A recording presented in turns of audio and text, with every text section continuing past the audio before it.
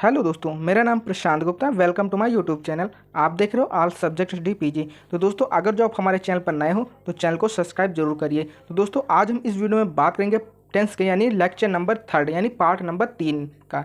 Part number अगर जो आपको 1 और 2 देखना है तो वो हमारे इस वीडियो के डिस्क्रिप्शन पार्ट में आपको दिख जाएंगे। उसमें आपको इस वीडियो की लिंक दी है। तो इस वीडियो में आज हम प्रेजेंट परफेक्ट टेंस का यानी इसका फुल कॉन्सेप्ट आज हम देखेंगे। यानी एक ही वीडियो में आपके सारे डाउट क्लियर हो जाएंगे आज। तो इस वीडियो में हम बात करेंगे इसकी डिफिनेशन क्या होती है और इसके रूल क्या होते हैं, इसके एग्जाम्पल सहित हम आपको वाक्यों को इंग्लिश में ट्रांसलेट करना बताएंगे। सबसे पहले हम देखते हैं इसकी पहचान क्या होती है। यानी जिन हिंदी वाक्यों के अंत में चुका है या चुकी हैं या चुके हैं या हैं आ है, यानी इस टाइप के अगर जो आदि शब्द आते हैं तो हम उसे प्रेजेंट परफेक्ट टेंस कहते हैं। अब इसमें कुछ इसके बेसिक रूल होते हैं तो हम उन्हें भी देखेंगे। बेसिक रूल यह है कि अगर जो हमारा जो सब्जेक्ट है, सब्जेक्ट अगर जो हमारा ही, सी, इट या सिंगुलर आ रहा है तो हम उसके बाद जो हम हेल्पिंग वर्ब लगाएंगे तो वहाँ पर हम हैज लगाएंगे। क्या लगाएंगे? हैज लगाएंगे। फिर उसके बाद यह होता है कि अगर जो हमारा सब्जेक्ट आई, यू, वी, दे या प्लूरल है तो हम वहाँ पर हैव लगाएंगे। फिर इसके बाद हम बात करते हैं इसकी जो थर्ड कंडीशन होती है कि वर्ब की हमेशा इसमें थर्ड फॉर्म लगाते हैं। यानी क्या लगाते हैं? वर्ब की थर्ड फॉर्म लगाते हैं।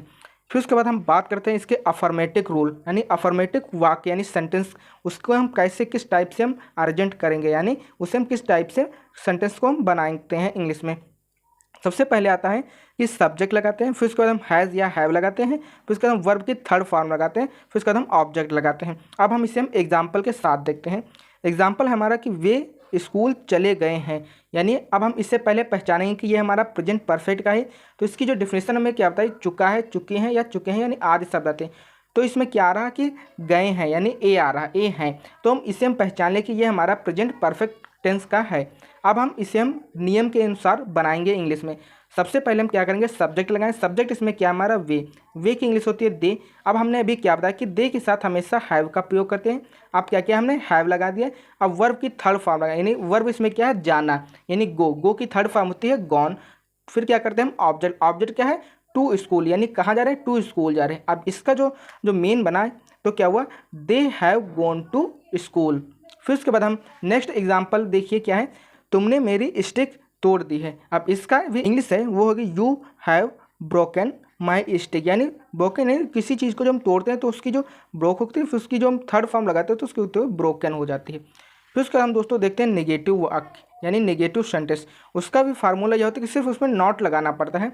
तो हम उसके पहले हम एग्जाम्पल पढ़ते हैं। एग्जाम्पल दिया है, तुमने अपना पाठ याद नहीं किया है। यानी इसमें भी क्या आ गया, किया है या है। तो हम अभी क्या देखें, या है आ गया। तो यानी हम ये पहचानें कि ये भी हमारा प्रेजेंट परफेक्ट टेंस का सेंटेंस है।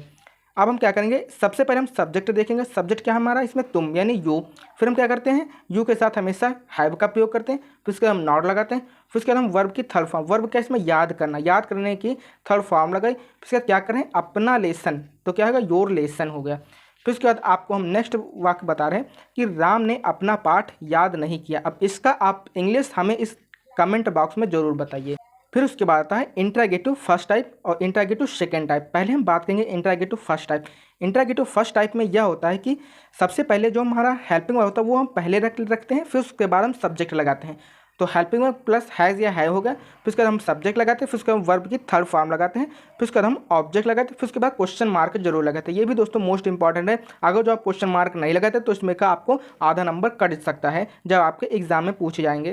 फिर उसके बाद हम एग्जाम्पल के साथ देखते हैं। एग्जाम्पल है, क्या उसने अपनी बकरी बेच दी है। फिर उसके बाद क्वेश्चन मार्क आ गया। ये पहचान होती है कि इंट्रागेटिव की पहचान होती है कि जो कोई भी वाक्य के अंत में क्वेश्चन मार्क लगा है तो वह हमारा इंट्रागेटिव वाक्य होगा। अब हम इसकी इंग्लिश बनाते हैं। उसने बेच दी है, यानी या हम कोई लड़के की बात कर रहे हैं तो लड़के के लिए ही लगाते हैं। अब ही के साथ हमेशा हैज़ का प्रयोग करते हैं तो क्या होगा, हैज़ ही। फिर सब्जेक्ट भी होगा। अब वर्ब क्या होगा, बेचना यानी सेल। उसकी थर्ड फॉर्म हुई सोल्ड, क्या कर दिया, अपनी बकरी यानी हिज गोट। फिर उसके बाद हम क्वेश्चन मार्क लगा देते हैं। फिर उसके बाद आपका नेक्स्ट एग्जाम्पल आता है, क्या मैंने सांप पकड़ लिया है, क्वेश्चन मार्क। और उसकी क्या होगी, मैंने यानी आई के साथ हमेशा हैव, तो क्या होगा, हैव आई। फिर पकड़ने की लगाई, फिर क्या किया, सांप को पकड़ लिया, यानी ऑब्जेक्ट क्या होगा, स्नैक हो गया। फिर क्वेश्चन मार्क लगा देते हैं। फिर उसका दोस्तों आता है आपका interrogative second type. Interrogative second type में यह होता है कि जो क्वेश्चन वर्ड दिया होगा उसे हम पहले कर रखेंगे, यानी जो हमारा बीच में, यानी फिर हमारा एग्जाम्पल आता है कि तुमने यह कुर्सी कैसे तोड़ी है, फिर क्वेश्चन मार्क। अब हम इससे क्या करेंगे, सबसे पहले क्या करते हैं क्वेश्चन वर्ड, यानी क्वेश्चन वर्ड इसमें आया है कैसे, तो हम इसकी इंग्लिश पहले लिखते हैं, फिर हम हैज़ या हैव लगाते हैं, फिर उसका सब्जेक्ट, फिर उसके बाद वर्ब की third form plus object plus question mark लगाते हैं। अब इसमें हम पहले क्या करेंगे क्वेश्चन वर्ड हमारा कैसे, कैसे की इंग्लिश होती है हाउ, फिर उसका हैज़ या हैव, तो हैज़ हैव कहाँ देखते हैं सब्जेक्ट, सब्जेक्ट हमारा तुमने, यानी यू के साथ हमेशा हैव का प्रयोग होता है, फिर उसका हम सब्जेक्ट लगाएं हैव, फिर उसका वर्ब की थर्ड फॉर्म, वर्ब है हमारे तोड़ना यानी ब्रोकन, थर्ड फॉर्म हो गई, फिर क्या किया है दिस कुर्सी, यानी यह कुर्सी तोड़ दी, यानी दिस चेयर तोड़ी है, यानी क्या होगा, तो how have you broken this chair plus question mark. दोस्तों अगर यह वीडियो पसंद है तो इसे लाइक करिए, कमेंट करिए एंड शेयर जरूर करिए। धन्यवाद।